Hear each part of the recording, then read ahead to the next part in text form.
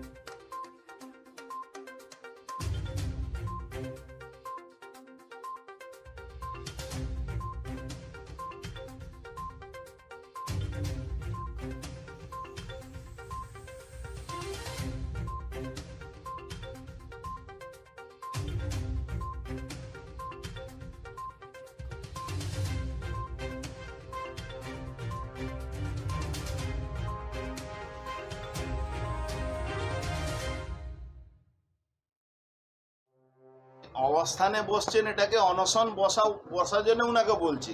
কেন অনশন বসে উনি নাটক করেন? সোনালী গুহ আগেবার চকলেট খাইয়েছিল, এবার চন্দ্রিমা ভট্টাচার্য চকলেট খাইয়ে ওনাকে অনশনটা চালাবে।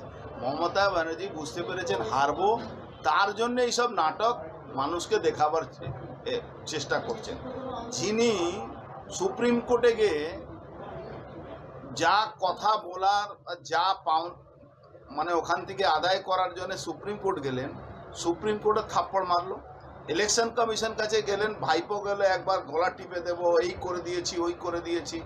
নিচে শুধু মিডিয়া যখন এলো, উপর থেকে চলে এলো, আর কোনো ভিতরে কথা নেই। উল্টে যা ইলেকশন কমিশন যা কথা বলেছেন to the point. Election commission তো আমার আপনার মতন পলিটিক্যাল লোক না, ও টু দি পয়েন্ট কথা বলেছে। ব্যাক নিচে এসে মিডিয়ার কাছে বড় বড় কথা বলেছে। মমতা ব্যানার্জি যাওয়ার পালা একদম রেডি। মমতা ব্যানার্জি যাচ্ছেন, এই জন্যে নানা রকম নাটক। এখন দেখবেন হঠাৎ উনি অসুস্থ হয়ে পড়ে গেলেন, এবার মাথায় ব্যান্ডেজ বাঁধবেন, এবার হাতে ব্যান্ডেজ বাঁধবেন, ঘুরে বেড়াবেন।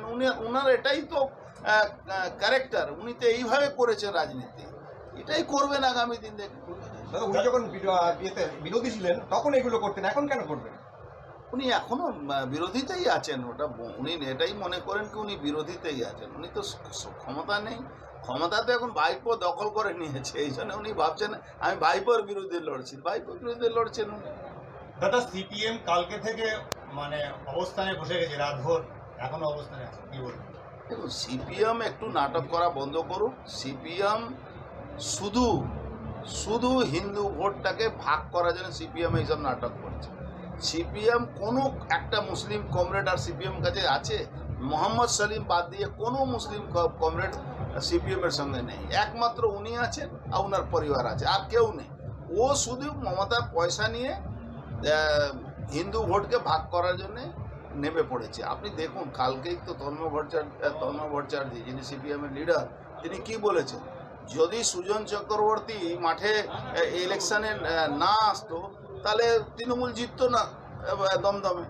কালকে তো তন্ময় ভট্টাচার্য অনেকগুলো কথা বলেছে। তন্ময় ভট্টাচার্য কি আপনাদের দলে যোগ দিচ্ছে? না, সেটা তন্ময় ভট্টাচার্য জানেন, আমি সেটা ব্যাপারে বলতে পারবো না।